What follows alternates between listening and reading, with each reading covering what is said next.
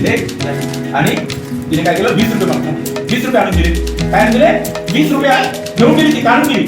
तिथे 50 रुपये जमा होते ना, तिथे 50 जमा होते पण तिने 20 काढून गेली कारण की तिला गरज होती. मग ते आपण त्याची आपण लिहिलं नोंद केली. काय केली आपण नोंद काय केली आधी आपण जबाबदारी नोंद केली होती.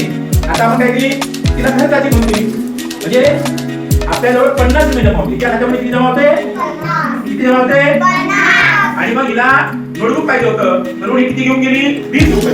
किती शिल्लक राहिले मग शिल्लक किती राहिले अरे 50 येते ना 30 राहिले. किती राहिले काय तू 20 घेऊन गेली तिथे 50 होते आपल्या बँकेत बचत बँकेत 20 रुपये तिला काम पैसे घ्यायची होती.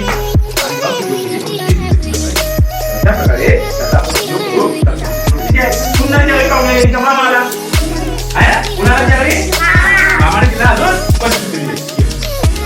हे ठेवले किती झाले मग 30 आणि 25 किती झाले